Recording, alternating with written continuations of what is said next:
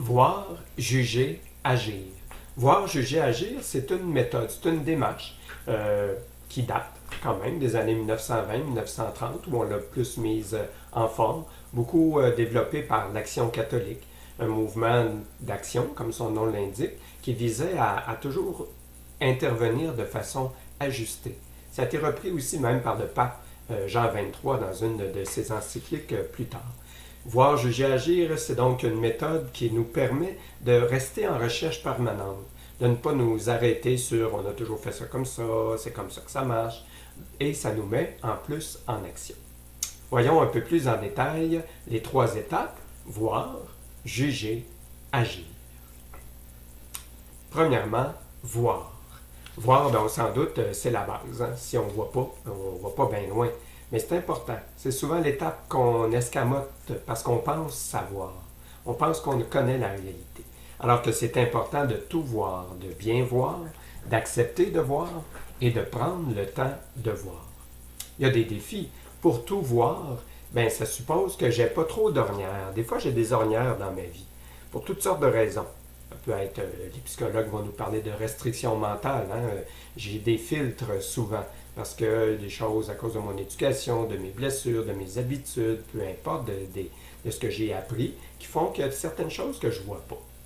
Si une petite fille blessée sur le bord de la route est tombée de son vélo puis elle saigne, si j'ai mes ornières comme ça, je vais passer.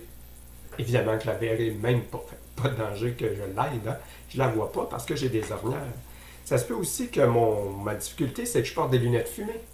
Ah, les lunettes fumées, bien pratiques quand il y a du soleil, mais dans la vraie vie, ça assombrit tout. On dirait même que c'est un peu plate, c'est un peu ordinaire.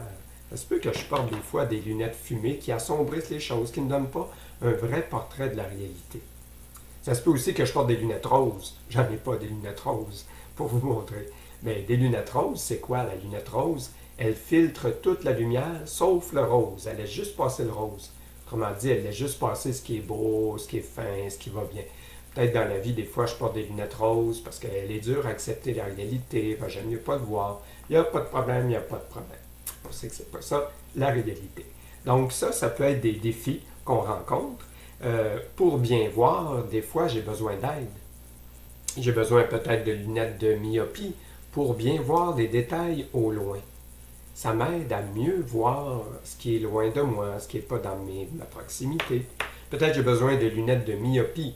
Là, la myopie, les lunettes vont m'aider à voir le petit détail des choses qui sont toutes proches. Peut-être que je ne vois pas sans aide. Alors, prendre le temps de voir aussi, c'est important. On est pressé dans la vie, on a un mode de vie, c'est important d'être important, c'est important d'avoir l'air occupé. Des fois, ça nous empêche de bien voir. Des fois, on pense déjà savoir ou on veut passer vite à l'action. Alors, voir, tout voir, bien voir, prendre le temps de voir, c'est les conditions pour un bon voir. Deuxième étape de notre méthode, juger. Oh, avez-vous dit juger, monsieur le curé, c'est pas beau juger? Ah, et pourtant, on a du jugement, c'est dans la base. Peut-être des fois, on dit qu'il ne faut pas juger parce que juger, on associe ça à condamner ou pas aimer quelqu'un. On se sent jugé, ça veut dire on se sent pas aimé. Mais on se comprend qu'on est doté de jugement. Bon Dieu nous a fait comme ça et c'est essentiel. C'est essentiel dans la vie. On peut parler de l'examen de la situation si on a peur du mot jugement. Quand on juge, on le fait toujours en fonction de critères, des principes qui nous habitent, de nos façons d'évaluer les choses. C'est important d'en avoir. Bon, je reprends mon exemple de la petite fille sur le bord du chemin. Si, grâce à mon aide et le fait que je ne porte pas d'ornière, je l'ai vue, j'ai vu qu'elle saignait, ben, ça va être quoi mes critères?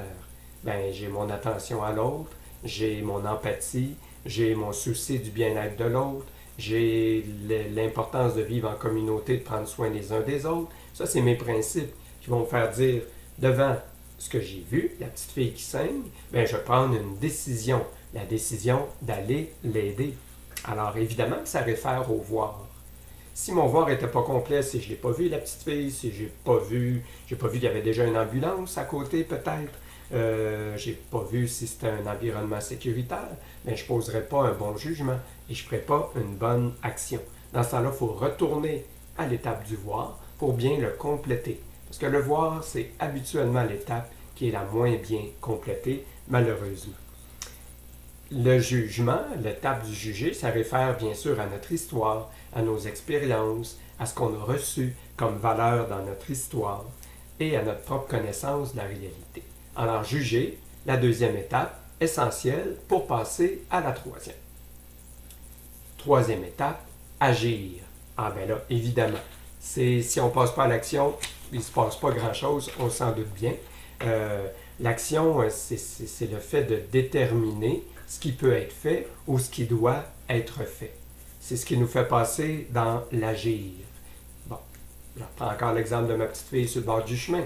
J'ai vu qu'elle était blessée, qu'elle avait besoin de soins. J'ai évalué ça, j'ai mes principes qui me font dire que c'est important d'aider des gens. Alors, à partir de là, je vais pouvoir décider de l'agir. Qu'est-ce que je peux faire? Je peux la soigner, je peux penser sa blessure, je peux appeler une ambulance, je peux essayer de contacter sa famille. Donc, c'est quoi les différentes actions qui sont possibles? Si je vois que l'os dépasse comme ça et que je ne suis même pas secouriste, probablement que je ne vais pas aller mettre un bandage parce que c'est pas dans les choses que je peux faire, c'est pas dans mes connaissances. Alors, l'agir, c'est évidemment la conclusion, mais il ne faut pas oublier l'évaluation. Donc, il y a un retour après ça. Une fois que j'ai agi, qu'est-ce qui s'est passé, qu'est-ce que ça a donné, qu'est-ce qu'on constate, et on recommence comme ça, voir, juger, agir. Méthode extraordinaire pour avancer dans la vie. Donc, voir, juger, agir. Une méthode simple, une méthode efficace, une méthode qui a fait ses preuves, qui est parfaite pour ceux qui veulent passer à l'action.